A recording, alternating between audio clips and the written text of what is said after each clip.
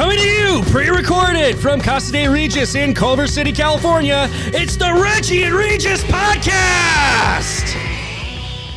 Welcome to the Reggie N Regis Podcast. My name is Reggie Bobrin. To my left is my partner in crime, my co-host, Regis. Yes, Regis, that is one name, like Madonna or Cher, but younger and way less talented. Welcome to episode 6. Today, we will be talking about the NFL draft. But of course, we hope everybody out there is staying safe and staying sane because, the longer this goes on, that second one's harder to maintain. So we hope you all are doing well out there. Yes, obviously. Stay safe, stay sane. That's a perfect. I think I actually said that last week, so nice job repeating that. Again, I hope everybody out there is doing okay in this crazy time. But with that being said, we have we have some good stuff upcoming this week. We got the Bulls documentary coming up tomorrow. We have obviously the NFL draft. Much needed. Look, I love retro things, but much needed new content coming out. So with that being said, we will be talking about the 2020 NFL draft. I guess we kind of know who's going in the first two picks. Burrow, QB, LSU. I think you've heard of him. Didn't he win the Heisman Trophy or something like that? Yeah, he had one of the greatest statistical seasons ever assembled by a quarterback last year. Reg, tell me, what's your opinion on Joe Burrow? I think he could potentially lead a franchise. I think he has a huge upside. I think he has the ability to be a playoff quarterback. Now, the question remains, how much of that is going to be his natural talent and how much of his success last year was a product of being in Joe Brady's offense. Joe Brady, of course, has since gone on to the Carolina Panthers with Matt Rule.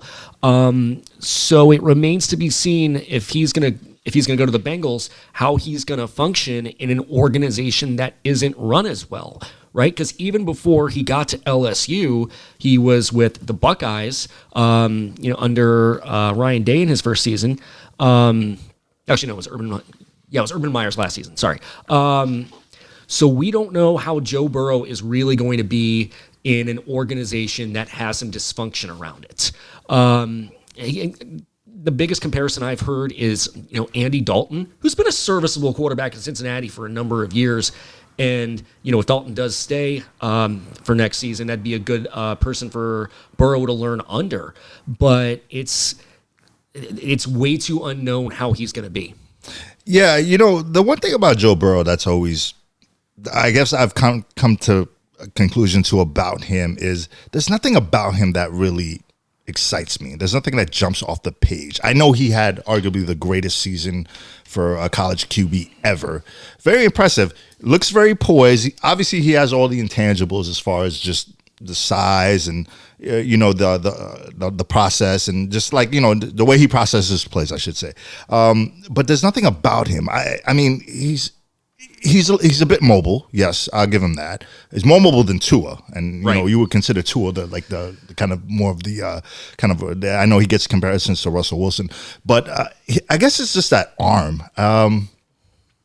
You should never obviously put everything into arm strength because we've seen guys like Jamarcus Russell and who else am I forgetting at the time? Ryan Leaf coming into the draft. They just had these big arms that could throw it over the moon. Jay Cutler's another guy, but there's nothing about him that's really kind of special. And obviously, we're not going to know until like 4 or 5 years from now how it's going to turn out for him, but there's nothing about him that really jumps out. So as far as him just getting all this hype and being the, unprecedented number one pick and just like, you even hear the Dolphins wanting to move up, basically trading all their picks just to go up to number one to get him. I really don't see why. Another thing you have to think about with Joe Burrow, if he does get selected by the Bengals like we think he's going to be, look at the other three defenses in the AFC North. Right? The teams he has to face twice a year.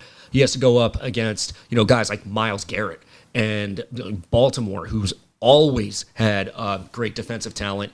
And, the Steelers with some of the guys they've drafted in recent years.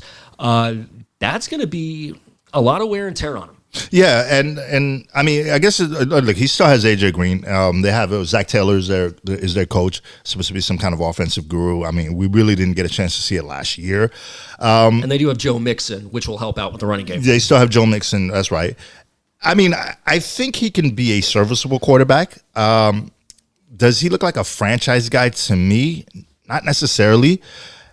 Again, we won't know until obviously he plays, and like we just see. I mean, look, I'm pretty sure both of us have been wrong on guys, especially quarterbacks coming into the draft and basically trying to project their careers. So, but I don't know. The strengths of him, football IQ, as I mentioned. Obviously, he has a lot of experience. I'm not too big on one-year guys. What I mean by that is he was in LSU last year. I understand that the talent wasn't as great as it was this year.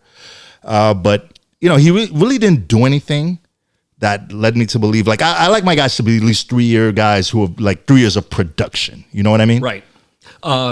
It's something Washington, we'll get to Washington in a second. That's something he kind of took a risk on last year with Dwayne Haskins. Right. Yeah, exactly. Who Burrow kind of was a backup to, at Ohio State. So I don't know. I don't know how to feel about him. I want to obviously see how. Basically, I guess I want to get a glimpse of him in preseason, if we do have a preseason, God willing, and just kind of see. But from what I've seen in his college career, I don't want to say he's a product of the system because they had so much talent around. Right. I mean, I saw him make some really, really good throws. I saw him make some really, really good reads. He does have poise, but I don't know. This as far as being the slam dunk number 1 pick, I don't look at him as that. He's got good maturity. He's got good football IQ, and he does know how to make plays. The question is, how is that going to translate to the next level with tougher competition? And we haven't seen him really go up against that yet. Gun to your head, how do you think his career plays out? I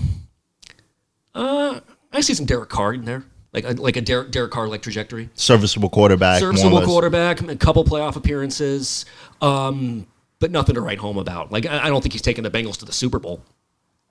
Who could I compare him to? I mean, we've heard many comparisons. I'm like, we're not going to go next to the Tom Brady or, maybe at best he could be Matt Ryan. I can see that. Guy who, because Matt Ryan's kind of one of those guys. He's has a very successful career, but he's never kind of really etched himself into that top tier. With the Rodgers and the Brees and the Mannings and obviously the Bradys. Yeah, and Matt Ryan, his one great year that he won the MVP, he had the same starting offensive line the whole year, which was a big reason why they had the success they did. Well, when I did mention Matt Ryan, I'm not saying he I've heard that could be his peak. But I think he'll be more of a Carson Palmer type. Okay. Which, ironically, Carson Palmer was drafted by the Bengals in 2003. Yep. Ironically, they were both 23 years old as well.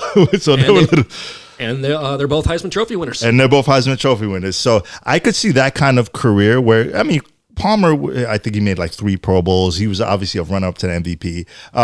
A very good quarterback. Obviously not a great one, but I could see him having his apex being Carson Palmer. Fair enough? I think that's a fair prediction, and hopefully for my friends in Cincinnati listen to this, we're wrong and we undervalued him a little. Yeah, let's just hope he doesn't leave like Carson did on bad terms. But with that being said, how about that number 2 pick, Washington Redskins? We're pretty confident on what we think is going to happen with this one as well. Of course, all the mocks and we think are going to take Chase Young out of Ohio State. And if you ask me, Chase Young is the most can't-miss defensive prospect that we've seen come out of college since, I'll say, Von Miller back in 2011. Wow, even more so than the Bosa's? I'd say even more so than the Bosa's, yes. Wow. And both the Bosa's have, outperformed even what I thought they would do and what a lot of people thought they would do. But Chase Young is really the only true edge pass rushing prospect in this draft. I've seen a lot of Chase Young. He's got the quintessential size of a defensive end. I mean, big, strong, agile. He plays with a very good motor. Yeah.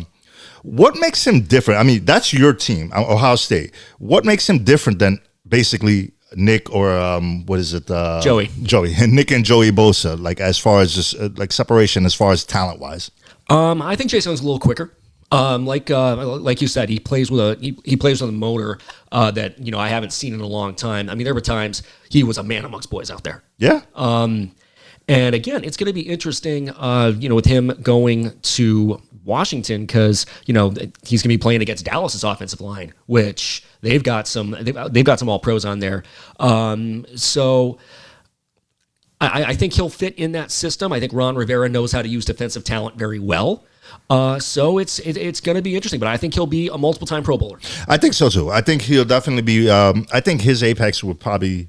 I mean, he could be a Julius Pepper type of player. I mean, that's actually another name I was thinking earlier today. Yeah, he could have a Julius Peppers-like career. He's just got. I love what I've seen from him, and he's definitely every time he's on the field, he's a complete difference maker. So yeah, I mean that's pretty much a slam dunk. Although you'll hear some rumors. I don't know how true it is that Washington could perhaps take Tua. I don't see it. I mean, Dan Snyder loves Dwayne Haskins. I was just, do you pull the plug on the Dwayne Haskins project after 1 year, especially given that the coach was fired halfway through the season? Right. Or, do you pass up the guy who most analysts have as the top rated player, in the draft, on their draft boards in Chase Young. So that's, again, the first two are obvious slam dunks. Now we are going to touch on some of the more interesting picks, 3 and 4 potentially. As we've heard, both the Lions and the Giants are open to trading the picks. I don't know to who. It's kind of interesting because, there is all the unpredictability after the first 2 picks. There are, 3 or 4 quarterbacks that we're looking at as potential franchise guys.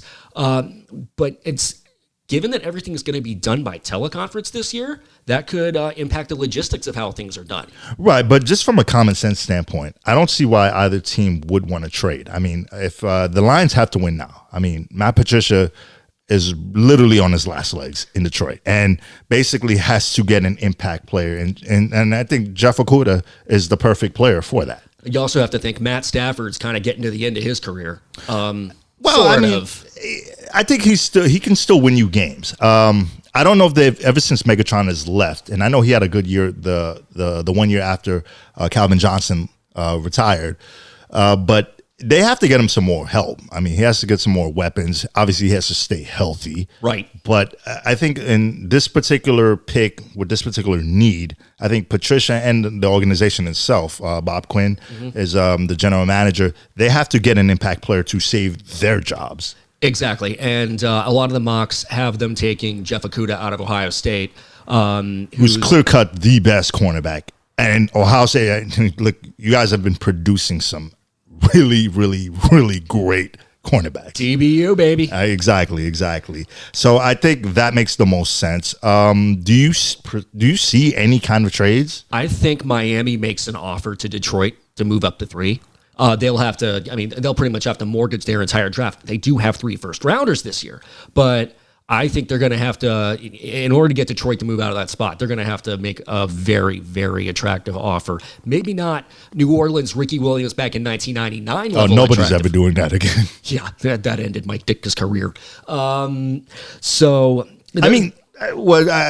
I didn't mean to cut you off, Regis, but do you think Miami moves 2 spots in mortgage? I mean, they 3 number 1. They have 3 first-round picks. They're gonna mortgage that just to move up 2 spots. Even if they give up 2, that's still way too much. They could get their guy, at least one of the guys. We don't know who they like better, but they could still get him at 5. Well, we've seen crazier in the NFL draft over the years, and sometimes the instantaneousness of the nature of the decisions that have to be made often throw rationality out the window.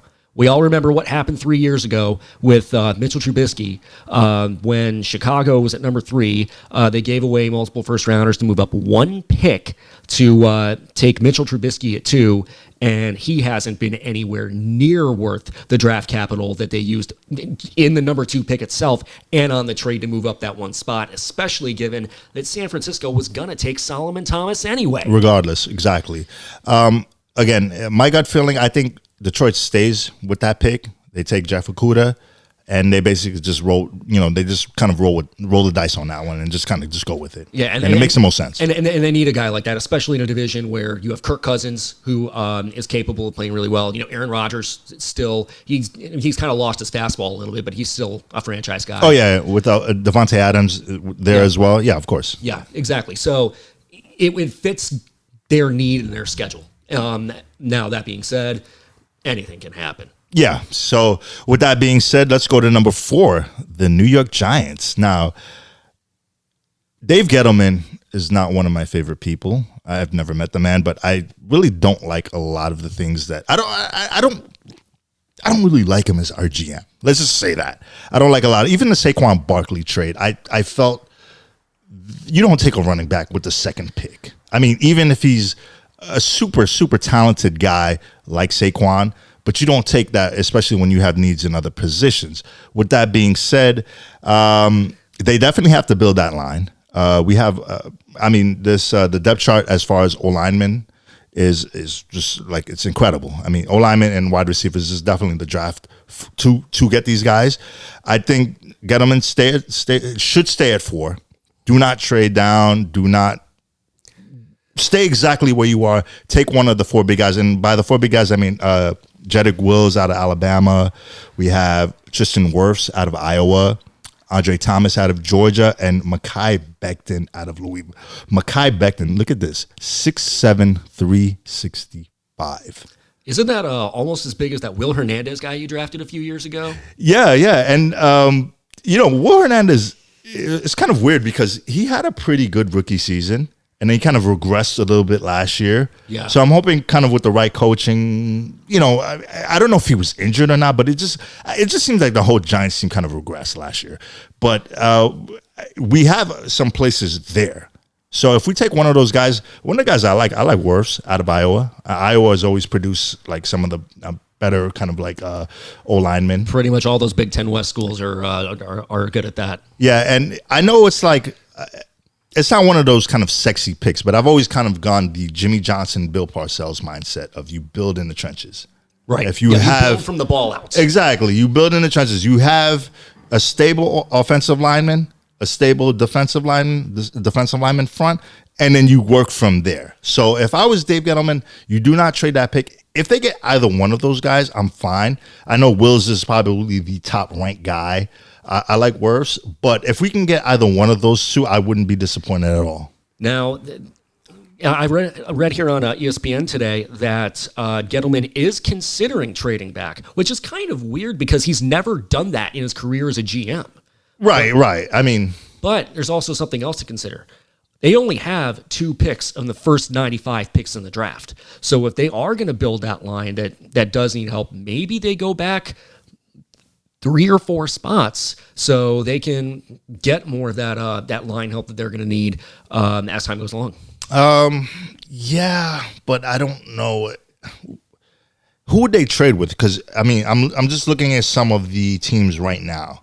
I mean, we have obviously the Dolphins and the Chargers. I don't think they're going to really. I don't see either one of those teams trading up. Number one, you don't think the Chargers could leapfrog Miami at 5 to go to 4? The thing about it, we don't know which quarterback that they like. I mean, it's kind of flip-flopping every week, or every day, I should say. I mean, it's Tua, is it Herbert? I mean, we don't know, but let me just name some of the teams. We have the Carolina Panthers at 7.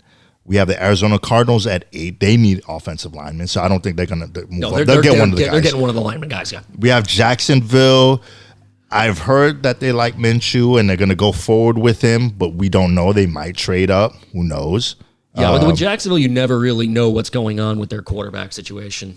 And the Cleveland Browns at 10. I'm just naming the top 10 teams right now. I don't see Cleveland moving up. They could probably still get one of those big, massive offensive linemen. Oh, yeah, the Browns are going offensive tackle for certain. Right, and they could still grab one of those guys at 10. So I don't really know who they can trade down to get some really, really good capital from. The fact that they only have 2 in the first, 90 picks is... I mean, it is what it is, but I would prefer that they just stay where they are and just take one of those 4 tackles, primarily Wills or Wirfs. And I mean, if they can grab one of those, as a Giants fan, I'll be happy. Yeah, and if Andrew Thomas can make his way down to the Browns at pick number 10, I will be ecstatic with that. Because with somebody like that, and then Jack Conklin, who got signed in free agency, that builds the Browns' biggest glaring weakness from last season. Actually, you know what? Now that you bring it up, a team like Tampa Bay could move up. I mean, obviously acquiring Mr. Tom Brady. I always call him Mr. Tom Brady. I don't know why. I mean, it's almost like he's like royalty or like Sir Tom Brady. I don't know, but Tom Brady. And they are picking, let me see, what I think they're 14. They're 14. So I could see a team like that moving up potentially, but would they move up to 4? No, not to get a lineman. No, you could probably get away with, if you're Tampa Bay, you could probably get away with moving up to about 8, I'd say. Yeah, which would be with the Jets. And it's funny how both New York teams need to build that line because they both have young quarterbacks. So I know the Jets are going O-linemen as well. Oh, yeah, so they need to protect Sam Darnold because if they don't, build that line and protect him, Darnold's career is not going to be very long. Basically. And so they're not moving, and they're picking at 11. So I don't think they're going to need to move up, or at least move up to at least the 4th spot. I could see them making the trade. Who knows? Maybe maybe they move up to 9 or something. Yeah, or maybe with exactly, Jacksonville, which is the team I just mentioned. Right. But it's one of those things that we're going to have to see how it plays out. But I hope Gettleman just kind of does the right thing. I'm hearing Isaiah Simmons as a potential pick at number 4 for the Giants. I like the guy. I heard one of the comparisons that I heard was actually Sean Taylor, late great Sean Taylor, and it's funny that he was a safety, which he was converted to a linebacker. He ran a 4.39 at the combine. He's about, I think, 6'4", and he weighs about 238 pounds. And if you looked at what Clemson did with him, they actually had him in the backfield as a safety, kind of playing, kind of mix and match, and even in the national championship game against LSU. So he's kind of one of those Swiss Army knife guys. Yeah, he's a monster back, as we called it when I played. But yeah, who he reminds me of, who's a little bit more recent than Sean Taylor, he reminds me a lot of a younger Eric Reed. Yeah, another safety. Yeah. And so definitely, would I be disappointed if they took Isaiah Simmons?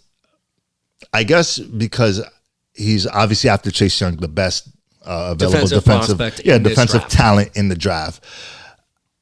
I probably would be a little bit. I wouldn't hate the pick, but I wouldn't be necessarily happy about it as well because, right now it's about need.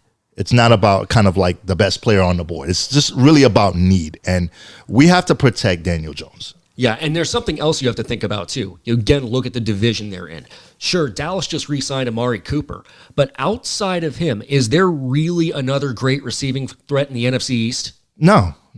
And yeah, that being said, too, we also have a potential superstar at our running back, which we're going to have to make a choice of. Are we going to give him big bucks, another year or two? I mean, after, especially with the deal that McCaffrey got, after this upcoming season, Saquon's going to want some money. Oh, yeah.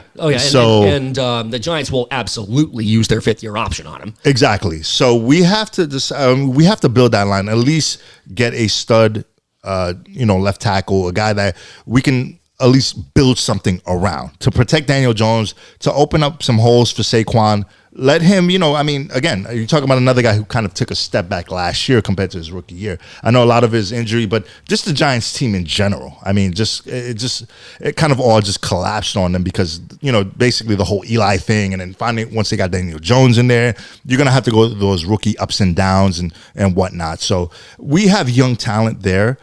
I'm hoping that they just put an investment into the line. I know they tried to do it a couple years ago, but I think you do it through the draft. I mean, that's the way the Cowboys did it. But they're going to need some receivers too. That as well. But I think that can wait. Exactly, like we said, you build from the ball out. And I guess that being said, we are going to move to the Miami Dolphins. Yeah. Now it gets juicy. Yeah, exactly. There's a lot that can happen here because the Dolphins right now are slated to have the 5th pick. Like we mentioned, there are rumors that they could possibly trade up to 3 or even in the craziest scenario 1. But there are, outside of Joe Burrow, who we think is going to go number one overall, there are really 3 other quarterbacks this year that everyone's talking about that can be franchise guys. Obviously, the first one, and probably the most wild card as of right now, is Tua Tagovailoa, who has all the upside in the world having played with Alabama, but he did get hurt in that game against Mississippi State last year. And even though the doctors are saying that his hip is fully reconstructed and that he's good to go, it's going to be interesting to see how he comes back from that injury. Also, it's going to be interesting to see how his game, as mobile as it is, translates to an NFL offense. I think we know for a fact that both 5 and 6 more than likely will go quarterback. It just depends on which one you put above one and, the other. 6 is the LA Chargers, by the way. And exactly. An interesting thing about them is they need a big name to sell tickets. Yeah, exactly. They have the problem with the Rams and the SoFi Stadium. They haven't sold anywhere near the amount of tickets that the lease provision basically forecast that they would. So they're going to need a big name to draw eyeballs to that team, because Tyrod Taylor is not the guy who's going to do it. Tyrod Taylor is your bridge quarterback who you play behind, and he's great in that role. But you would know that when he was with the Browns. Yeah, and he performed admirably, but they need somebody who they can build that franchise around and get an identity as something other than the team that everyone thinks is still in San Diego. That is true. You basically see, like, anytime you go into a supermarket or any kind of clothing store, you basically see a lot more Rams stuff than you see Chargers stuff. I'm still surprised when I see Chargers stuff. I'm like, oh yeah, they play in LA. Oh no, there are still sportscasters out there who still call them San Diego. Oh, I just found out they played in Carson the past 2 years. Really? I didn't know that. I didn't. I really had no idea. I was just like, what the hell do they even play? No, they played at the I think it's called Dignity Health Sports Park. It's where the LA Galaxy play. But the way things have been going lately, it seems like they have 16 road games because usually the other team's fans outdraw them by a 3-1 margin. Yeah. Anyway, getting back to the Miami Dolphins at number 5. Every mock draft that you see, I wouldn't say every, but like more than half of it is just more like you'll see one or the other up there. You'll see either Tua or you'll see Herbert. And even every analyst that you hear, like Mark Hybert, Tom McShay, it's just like, oh, well, I heard they like Hibbert more, or Tua. They're worried about his medical things, and I'm just like, if I'm the Dolphins, you stand pat. You take the guy basically that suck for Tua. Or tank for Tua. Yeah. Tank for Tua. Which they didn't even do that great of a job of it because they still went 5-11. Yeah, they played very hard. I like what Brian Flores is doing down there. Yeah, and they've got some good young talent on that team. They have 3 first-round picks this year. They're probably a year away from contending no matter what they do, but this is a team that can be back and in good shape for a few years to come, starting a couple of years down the line. Yeah, if I'm the Dolphins, I take my favorite quarterback in this draft, Tua. Everything that I said about Joe Burrow, as far as just not jumping off the page, not basically, like, he's a solid guy. Tua, to me, is that guy. He has that it factor. I love his accuracy. I love his arm. He's not quite as mobile as I think some people want to think that he is. They compare him like Russell Wilson. Like, he's not Russell. He can't run like Russell Wilson. No. That's clearly been shown in college that he can. But he's what they call a spinner. Well, just throws a beautiful football. Well, there's something else to think about too. Look at recent history of Alabama's quarterbacks performing in the NFL.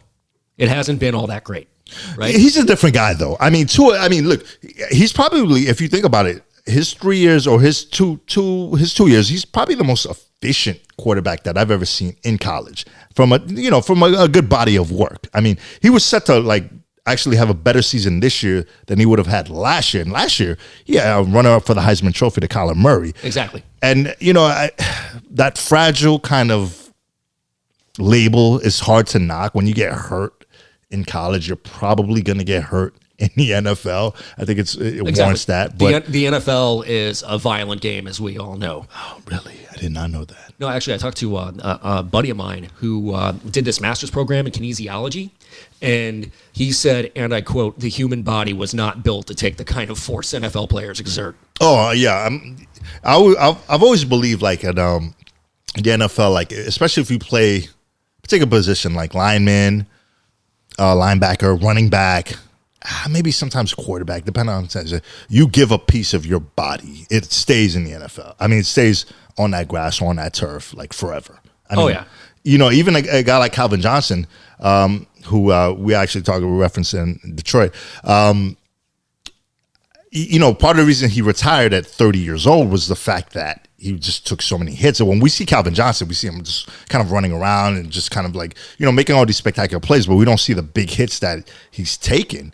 And basically, if you look at his fingers, like he had a thing where he actually put his fingers out. You can see just like he's got like 2 or 3 of them that are actually broken. It was just like, wow, holy Christ. Kind of like the whole Booger McFarland thing. Yeah, or Anthony Munoz. Oh, God. Yeah.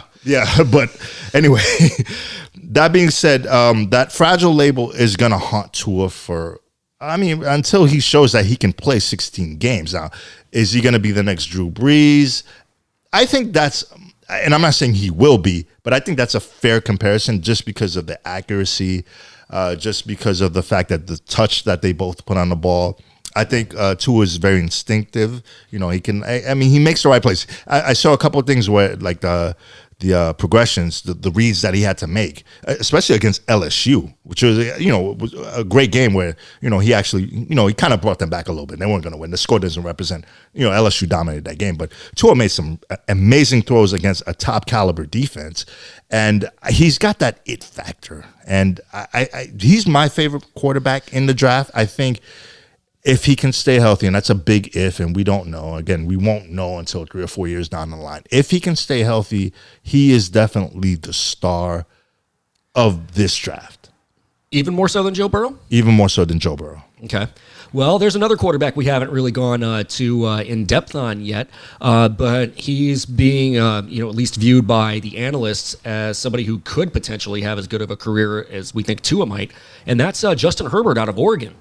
Who now kind of infamously, his pro day was going on right in the middle of the sports world shutting down. Let me just say this. Justin Herbert is 6'6". All right. Just for a little bit of background history. Who do we got? We got 6'6" guys. Usually that 6'5" range is that's kind of where you want that cutoff. Well, we have Paxton Lynch. Exactly. You had Cam Newton, who was 6'5", and that's about Peyton Manning is 6'5". Troy Aikman was, no, 6'5" is fine. But we have 6'6" and above. Let's see. Paxton Lynch. Mike Glennon. We have Dan McGuire. I'm going way back. There's another guy I forgot about. Oh, Brock Osweiler. Oh yeah, the legend that replaced Peyton Manning is the legend that replaced and then got replaced again when John Elway, the Super Bowl. When John Elway realized, oh shit, wait a minute, we're making a playoff run. Let's put Peyton back in.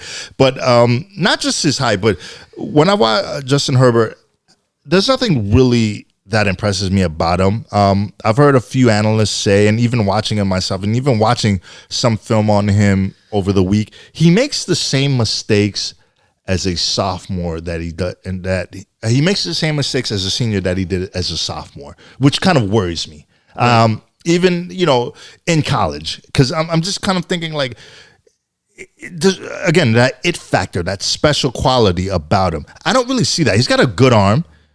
Look, the measurables are there. Like a big, strong kid, a little bit mobile, not overly mobile, but a little bit mobile, but.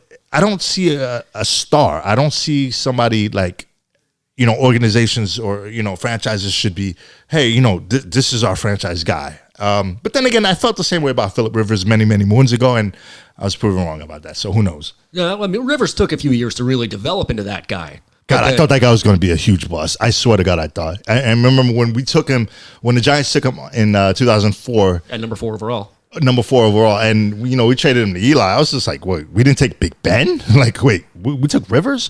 And he's proven me wrong. I mean, but Hibbert is. I mean, I'm not comparing him to. I guess in kind of a way I am kind of comparing him maybe a Phillip Rivers type, but I don't know if he's gonna be that franchise guy. I don't see it.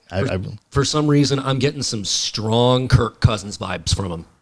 Kirk Cousins? Yeah. Just kind of like average, kind of like, yeah, he can make a few plays here, but, he's not like a... Yeah, he might be able to have, a few great games, because you have to think of something else. We haven't seen the development that we would have wanted to see from his sophomore to his senior year, like we've said. Right. I mean, you can take a look at a guy like Jameis Winston, who clearly fell off the last year before he got drafted, but he had so much upside that it was worth taking him. Of course. Oh, yeah, and I still think he does. But if you look at something else, he played at Oregon. They played against Pac-12 defenses. I was going to mention that. Historically aren't the best. Now, again, counterpoint to that, Patrick Mahomes played against Big 12 defenses, which were basically like Swiss cheese at that point, and he ended up doing better. He's ended up doing better than anybody would have expected back in 2017. I guess it just depends on where a quarterback goes. I mean, if they got the right coaching, Herbert again, I just don't see a star. I see a good Kirk Cousins is actually a very good example. To me, who would I compare him to? I don't even know. I mean, I guess we'll just have to wait and see how it plays out. But I would take other guys. I would consider other guys, not just quarterbacks, but other guys as far as linemen, as far as defensive players above Herbert. I would let him probably slide into like late first round because he just doesn't have that kind of it factor to me. Yeah, some of the mocks I'm seeing are actually we discussed Isaiah Dobbins already. No, Isaiah Simmons. Sorry, I was reading J.K. Dobbins for something else. One of the mocks I saw actually have the Chargers taking Isaiah Simmons at number 6. Which, really? I think it'd be a good fit for them, especially playing against Patrick Mahomes twice a year. Yeah, I think Anthony Lynn's trying to save his job. He's another guy who's kind of on the hot seat right now. They have a lot of talent, the Chargers. Yeah. I mean, they just have to kind of maximize that. So taking basically a QB at this point, but like you did mention something that was a good point. They need to sell tickets. Tua will sell tickets, yeah. I believe, or more so than Herbert. If somehow Tua can fall to them, and again, every mock draft that you see, it's kind of flip-flopping. It's like the Dolphins like Herbert better. Or even, as you mentioned, they like Burrow, and they're going to basically mortgage everything to go up to number 1 and get him. I wouldn't be surprised if I saw any of this actually play out. But I think if everything plays out the way it is right now, I think Tua goes to Miami in 5. They're another team that needs to sell tickets as well. Yep. And then Herbert goes to the Chargers, and we'll just see how that plays out. But of course, exercises like this make hosting a sports podcast really fun, so we can just explore all the potential possibilities. Exactly. It makes everything fun. I mean, this is it's pretty good. There is one more quarterback though, Jordan Love out of Utah State. Is it just me, or is it every year there's always one quarterback who kind of flies under the radar from a smaller school and gets a lot of looks? And of course, those paths obviously diverge in some ways, because one year that guy was Paxton Lynch, and he was a complete NFL bust. The guy's Carson Wentz. Another guy's Carson Wentz, who's been a star. Right. He's an enigma.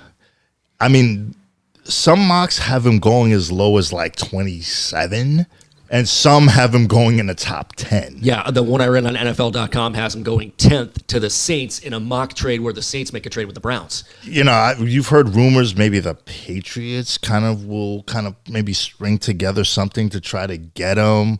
The Raiders, at 19, John Gruden loves his quarterbacks. He loves those kind of wild, he has these kind of fascinations kind of with these kind of wild gunslinger types. Brett Favre obviously is just his guy, and Patrick Mahomes. And Patrick Mahomes is man crush. If he can get his version of Patrick, and I know they bring Mariota as a backup. I think we all kind of have an idea that he's not particularly in love with Derek Carr. Mariota to me is just like, he could stay as a backup, but if he can get his guy and mold him and they have a couple. They have a couple picks. Yeah. They have a couple picks from the Mac trade. If he can get his guy and mold him and have him compete against Mahomes for the next 10, 12 years, that's definitely something I think I wouldn't be surprised if it happened. Yeah, like if you even think back to the Al Davis days, Yes. the Raiders, they like shaking things up. They like taking risks. They like, zagging when everybody else zigs.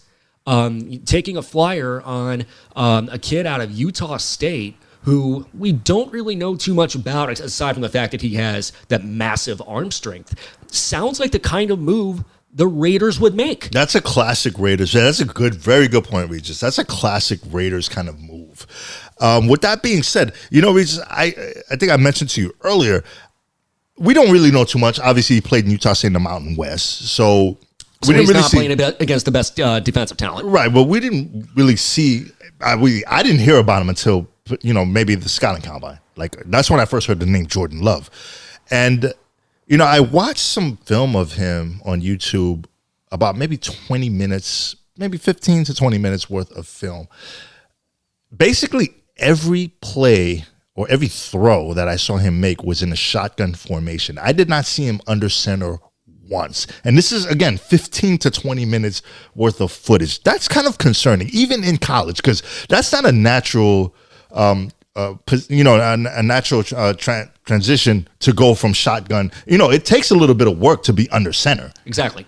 Just the timing and the cadence of it all, working with a center, making sure that the ball is snapped to where the fingers feeling gripping it comfortable, dropping back, 3-step drop, 5-step drop, 7-step drop. having to execute play fakes. Right. And I also look at his mechanics a little bit. Now, as you mentioned, he does have that massive arm, and it shows on film. I mean, it's lethal. But I feel like they could tweak a little bit of his mechanics as well, maybe tighten it up a little bit, because a lot of it kind of like a wild kind of pitcher, kind of like kind of a release, Yeah. and it's he would definitely, I would not even maybe say a year, maybe 2, like basically if he goes to the right franchise where they have the right coaching, and basically like New Orleans, I mean, would be perfect for him, I think. Exactly, because they just lost Teddy Bridgewater to Carolina, and they have Taysom Hill in the quarterback room as well. But Taysom Hill has kind of like that Cordell Stewart Swiss Army knife kind of thing going on. He's not going to be your franchise guy, but he's a good tool. He's a good weapon. The quarterback that Jordan Love kind of reminds me of, with his arm strength and with that baseball style release, reminds me a lot of Byron Leftwich. Remember him? Byron Leftwich? Yeah. I see some Byron Leftwich there. Wow. Byron Leftwich, the guy who had did he have bricks in his shoes? I mean, I've never seen a guy. I'm not just talking about. You ever heard the joke that they had about Byron Leftwich?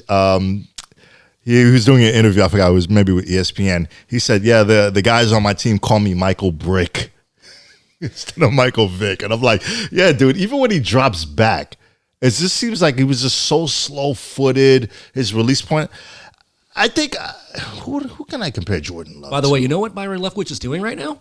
He's an offensive coordinator. He's the offensive coordinator in Tampa Bay. Yeah, he's working with Brady. He's made a good transition to his career. Plus, I think he's got a Super Bowl ring with the Steelers, if I'm not mistaken. I think you're right on that. Yeah, I mean that's not a bad career to have, and I'm pretty sure he's made a good amount of money. Yeah. So, with that being said, who does Jordan Love remind me of? I've heard Jay Cutler, just from the arm talent angle. Yeah, well, let's hope he's more accurate than Jay Cutler, because it seems like the only targets that Jay Cutler could consistently hit were Packers defensive backs and Kristen Cavallari's ovaries. Wow. Okay, you went there. Okay. You know what? I don't really have anybody I can really compare him to. But I don't see a next Patrick Mahomes. I know that's kind of the thing now. Pretty much every quarterback that's kind of like a gunslinger is going to be the next Mahomes. Remember, we went through that with Brett Favre. Yep. Like back in the 90s. Everybody was the next Favre. Everybody was the next Favre. Ryan Leaf was the next Favre. Donovan McNabb was supposed to be the next Brett Favre. You know, like we see a kind of a trend happening. With that said, I don't know who I can compare him to, but I know that whatever team does draft him, New England actually wouldn't be a bad place for him to go to as well. They're going to have to clean up a little bit with him. Obviously, get him more comfortable under center and just kind of like, as far as the discipline, because he does like to throw the ball down the field a lot more. He's not going to be doing that in the NFL as much. Yeah, but New England's actually would be a good fit for him because if anybody can kind of mold that NFL quarterback, it is Bill Belichick and Josh McDaniels. Yeah, and I mean, if a gun to my head, I would say I don't see anybody moving up to get him. I think he'll either fall in the late teens or the early 20s. I could see the Raiders taking him.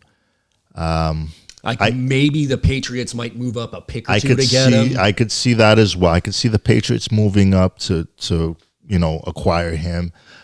But that's about it. I don't think he jumps. I know some very highly respected analysts have him like, oh, a team is going to trade into the top 10 and take him.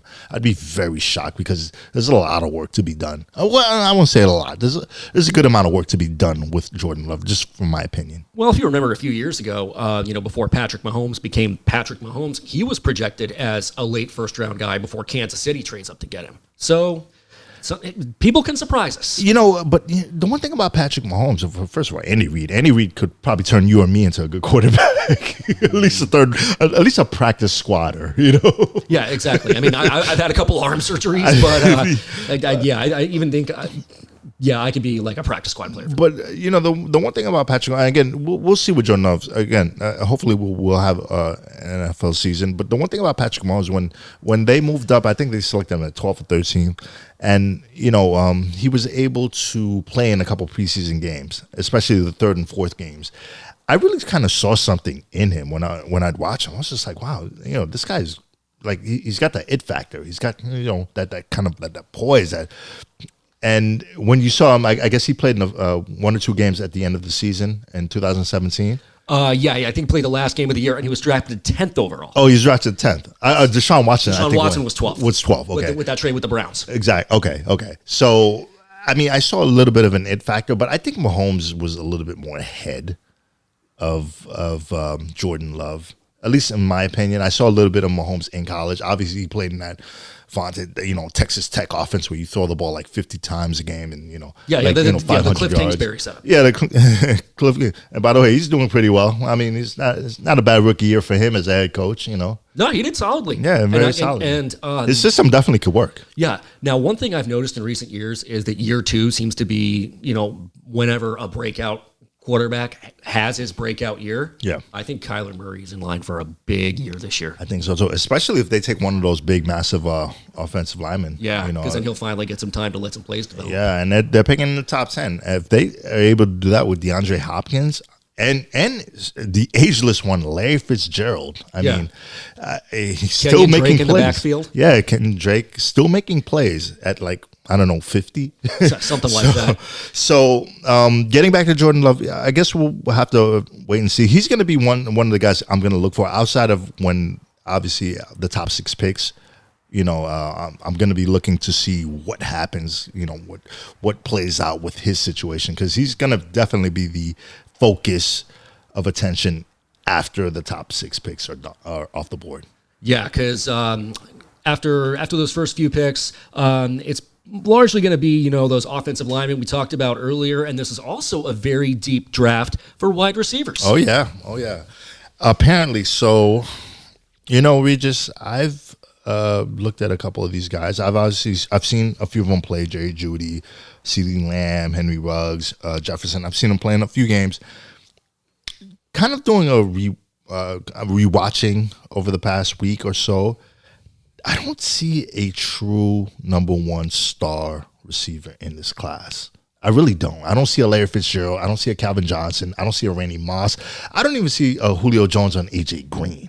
Yeah, because I mean, you remember the 2011 draft. You knew those two were going to be studs. Yeah. They went. I think they went right after each other. Didn't they? 4 and 6. 4 and okay, 4 and 6. Yeah, Atlanta moved up. Yeah, with the trade with the Browns. Seems like a running theme here.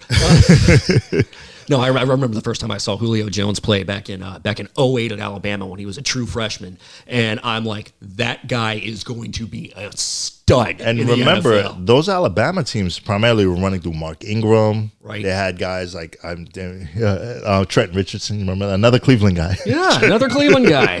I mean, as you can tell, draft day is obviously a big holiday for Browns fans because it's the one day of the year that we ever have any hope whatsoever. So they didn't. I mean, they utilized Julio Jones, but not to an extent that they could have. I mean, he could have, had like 100 catches probably if he wanted. Easily. If they just wanted to throw, Easily. with McCarron throwing him the ball, or who was there? Was it McCarron? No, it was McCarron. No.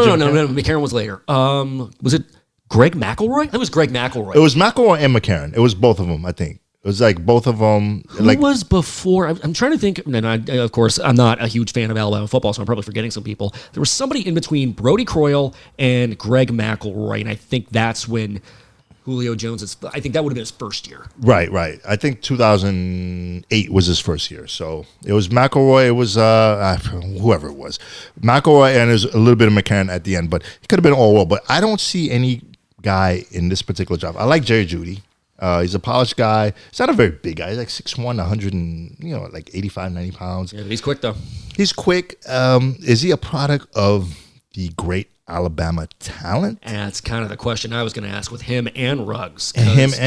Yeah. And the thing with and the one knock against CeeDee Lamb out of Oklahoma is look at the quarterbacks he's had. And look at the defense that he's played against. I mean, exactly. I think the NFL is going to be a huge jump for him. I don't see. Look, when the Giants took Odell Beckham, I think with the 14th pick or 13th pick in 2014 NFL draft, did I think he was going to be this, the talent that he became for us? No. So obviously, we won't know until everything plays out. But they, as I was telling you earlier, Jerry Jeudy seems more like Calvin Ridley instead of Julio Jones to me. And Ridley's a solid receiver. Yeah, he's a good, solid number 2 in Atlanta. Exactly. He could emerge, eventually emerge and blossom into a number 1 guy, but he doesn't have that kind of like that factor that just jumps out at you, like speed or size or, just kind of this. Again, I could be wrong, but he just, I think he's more of a product of what Alabama has around them. A good quarterback, a good O-line, obviously Nick Saban, and just Henry Ruggs. They have another receiver, I forgot his name, but another guy who's a pretty good player. So, I mean, we've seen guys like O.J. Howard. Remember O.J. Howard when he came out? He was supposed to be a just kind of stud guy, but, it hasn't really panned out in the NFL. He's got Tom Brady now. Well, he's got Tom Brady now. And Tom Brady with tight ends, I think he has a pretty good track record with that. A guy that you mentioned, Henry Ruggs, what do you think about him? I think he's got a lot of talent. I think he could be a better Will Fuller. Will Fuller, wow. I think his apex could be maybe Deshaun Jackson. A guy who, as far as volume and consistency, he's not going to get you like 7 or 8 balls a game, but there's going to be 3 or 4 balls that he's going to take for like 50, 60 yards. Exactly. He can make the huge plays. Even a Tyreek Hill, a more recent guy.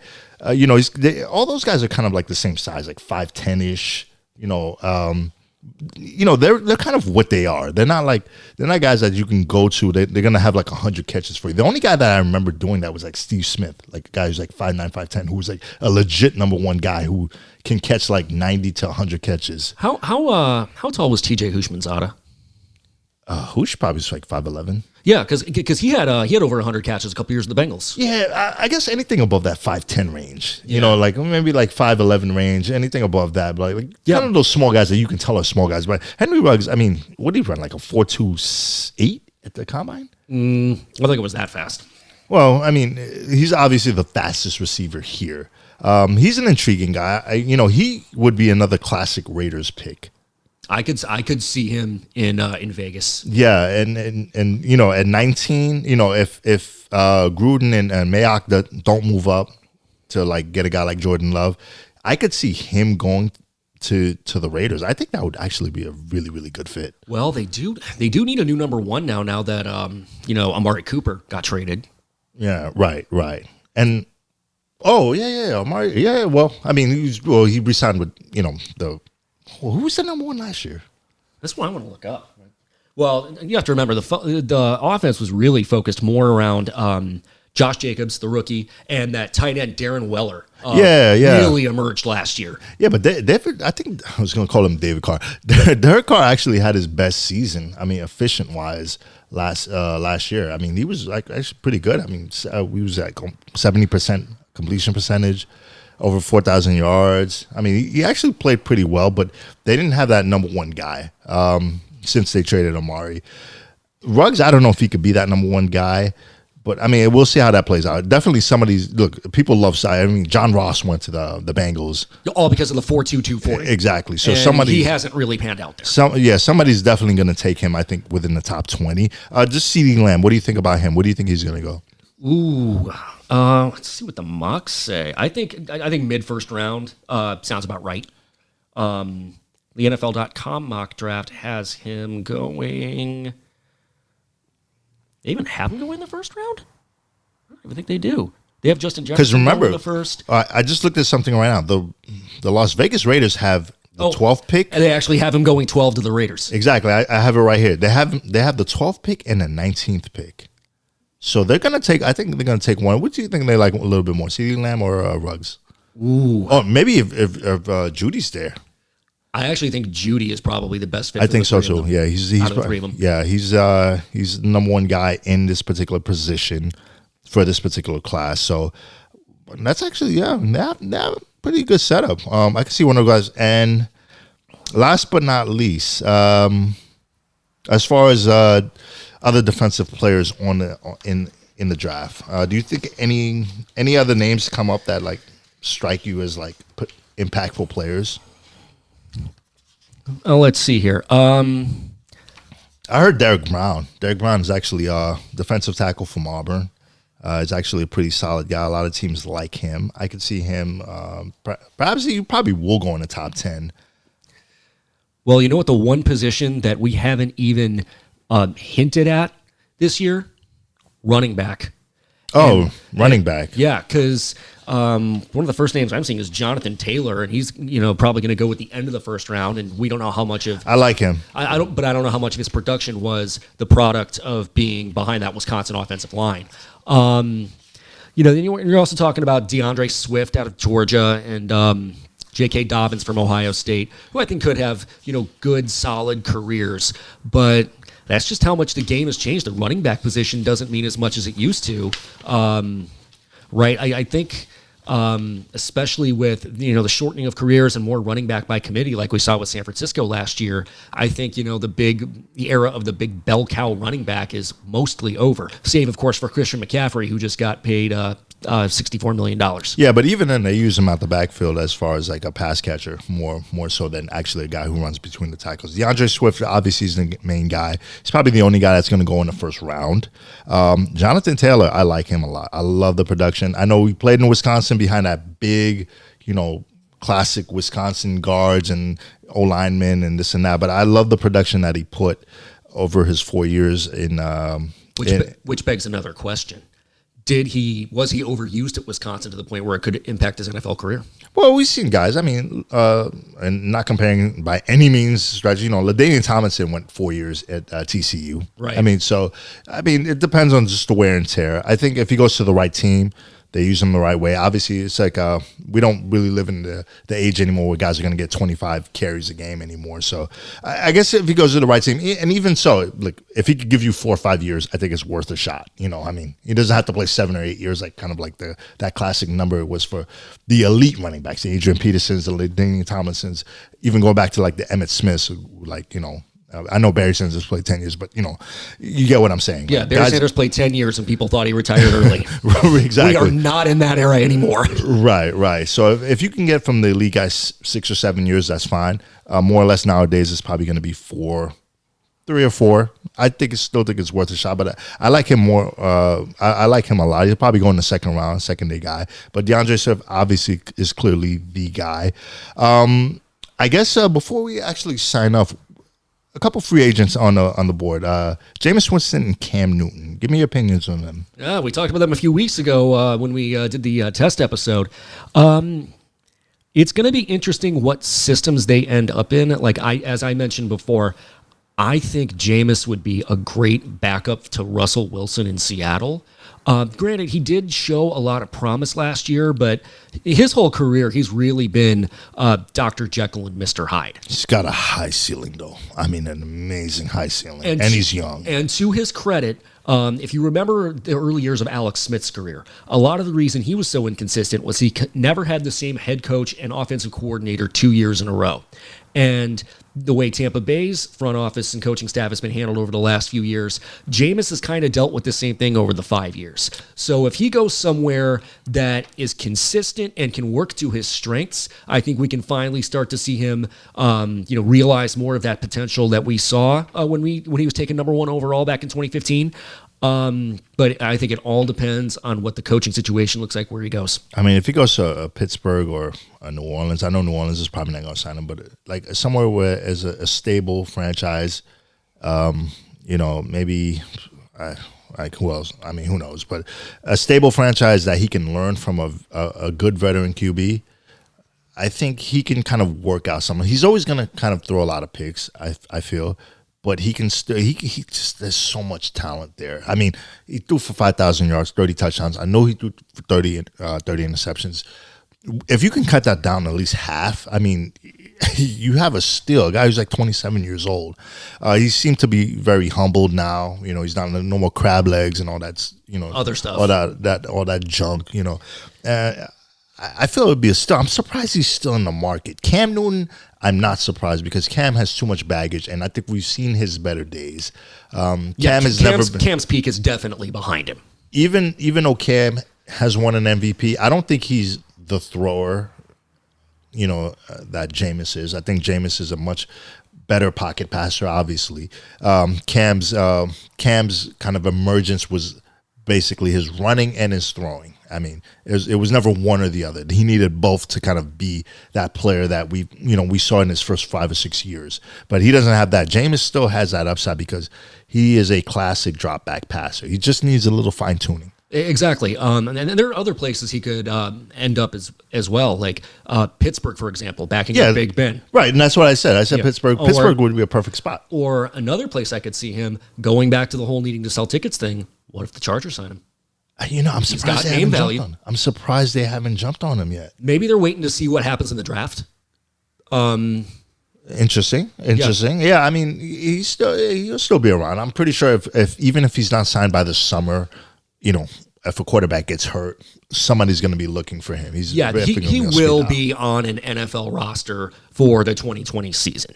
Yeah, and in what capacity we're not quite sure yet, but I like him. I honestly I wish he would have signed with the Raiders as a backup to Derek Carr. Jameis. That sounds like a Raiders signing. That sounds like a classic, an Al Davis signing right there. A classic Raiders signing. So, do you think either guys get signed this year? Like Cam? Either one. Yeah, Cam. How about Cam?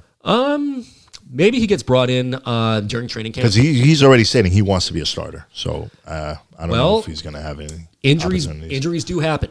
Oh. And if he was going to sign during the height of the free agency period, I think he would have done it by now.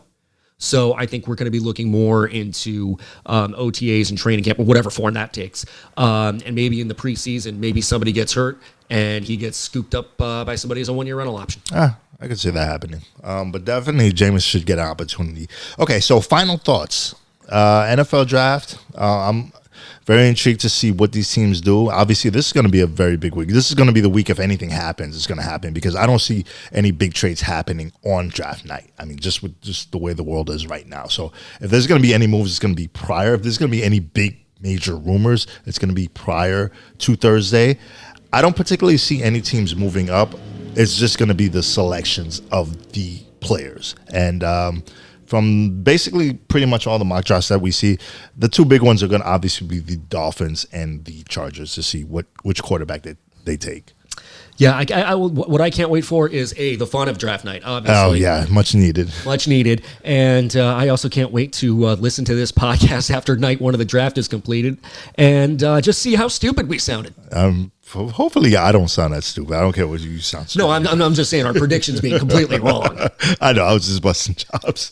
But, well, I don't think we made any really predictions. It's kind of randomly, just kind of threw names out. Basically, we just kind of stated the obvious of what we think are, primarily most analysts or mock drafts already have. So, it's not like necessarily we went out on a limb. So, right.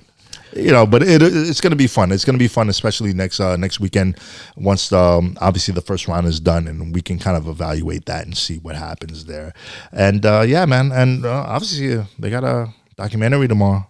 Yeah, we're recording this on. What is today? We're recording this on April 18th. Tomorrow night is the first 2 episodes of the Last Dance, the 97-98 Bowl series. So definitely looking forward to that. Big sports week. Yeah. Much needed. Yeah. Big sports week. Of course, we are on YouTube at Reggie N Regis Podcast. That's REGGIE, the letter N Regis, REGIS Podcast.